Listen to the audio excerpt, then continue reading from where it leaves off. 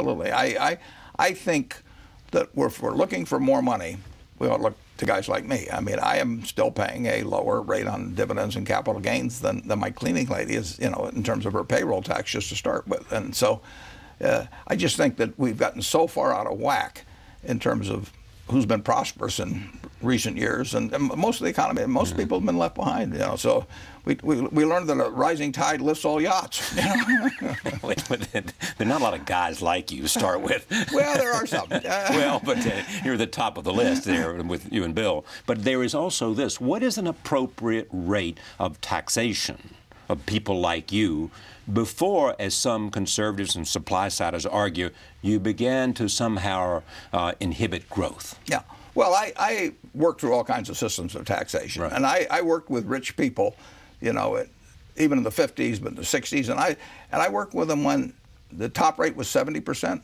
I worked with them when capital gains rates were 39.6%. And not one of them said, it's 1 o'clock, instead of working this afternoon, I think I'll go to the movies because my marginal rate is so high. I mean, if anything, they worked harder, Charlie. The reason they got rich is because they worked hard. I never had one person. I had hundreds of people, in the partnership, and not one of them ever came to me and said, Warren, I've decided to hell with it. 39.6%. I'm not going to invest my money. What would they do with it? Stick it under mattresses? Does that mean that the American system is, in a sense, a bit unfair and geared to the rich? Well, I think it has become more geared to the rich as time has gone by, and I think that the rich have, obviously a disproportionate impact, on how Congress behaves. And money and politics. You basically have to, if you have a very rich country with a great number of super rich, you have to fight against a plutocracy. I mean, the Congress has to be your bulwark for the principles of democracy to win out over a plutocracy, and we've done that well in this country.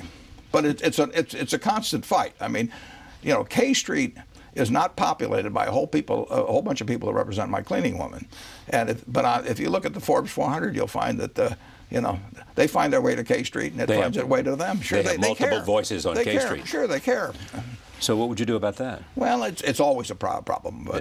And you want a prosperous country, so you want a whole bunch of rich people, but you also want everybody to do reasonably well in something as prosperous as we have. We have $45,000 of GDP per capita in the United States, but we've got almost 60 million people living in households where the top income is 21,000 or less. That's the top of the 60 million people. So we can do better. Now, we have done better over time. I mean, we put in Social Security, and we've done things in the country that have worked in the direction. Medicare, Medicaid. Yeah. But a prosperous country should not just be prosperous for the people like me who are wired in a particular way at birth. No credit to me, but I happen to know something about capital allocation. It wasn't, I could have been wired, so I was, I don't know, a great ukulele player. but there's more money in what Sometimes you can be both. Yeah, well, not often. Not in this case, anyway. But there's more money in what I do. And you don't want to mess up the market system that works to bring out of people what their best talents are. But the market system is not perfect in any kind of distribution of wealth. And taxation is a way where you get to the excesses of what the market system produces, and where you take care of the people that get the short straws. In a country as prosperous as we are, nobody should get a really short straw. Some people are going to hear you say that now and say, Warren's talking about sharing the wealth. There he goes. Yeah, well, I'm talking about sharing the prosperity. There's no question about that. I am prosperous because of the society around me. Stick me down in some poor country, and I'll walk around saying, I allocate capital, and they'll say, so what?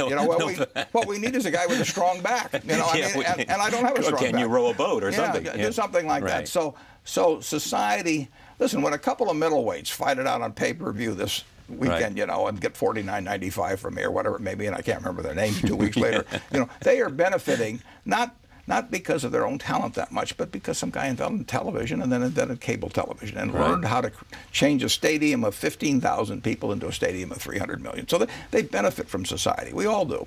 And some, like me, benefit enormously from society. I can't do it by myself. Stick me on a desert island, and you do not want to be on that same island. There is this also. The Bush administration says that when the economic crisis came, they treated it with a tactic, which was doing what they did. They worry that what the Obama administration is doing is a strategy to put in place a different attitude about the relationship between the government and the economy? Yeah, I don't think the Obama administration wants the government to take over the economy, but they took on a situation, and incidentally, I give credit to the Bush administration in that last 4 or 5 months of 2008. I mean, a lot of right things were done. I mean, when George Bush said, if money doesn't ease up, if money doesn't ease up, this sucker can go down. Now, that was one of the most profound economic statements ever made. I mean, he became the economist in chief as far as I was concerned at that point. But so I give them credit too. But the Obama administration, they're not running General Motors because they want to run General Motors. I mean, it isn't like that Barack Obama grew up with some great itch to run the whole American economy. They're doing what? Oh, he might want to buy a railroad, though. Yeah, well, That's said to be a fun game. Can't buy it from me. But go ahead. That's a good point. But they are doing what is necessary in their view to get this economy righted. And like, nobody makes perfect decisions on this. And they're doing things I'm sure they don't like to do. I don't think they want to run General Motors, or Chrysler or anything of the sort. Or own AIG. Or eventually own AIG. That is no fun. Or prop up Freddie and Fannie and all that sort of thing. So all these people who think that somehow there's some new idea about, and they use the word socialism, but something else in terms of, Barack you don't Obama. buy that. Barack Obama wants a much more prosperous economy, embodying the principles that have made it prosperous. But I think he does want to make sure that the bottom 20 or 30% does better than it's done in the last 20 years, while the top has prospered so much.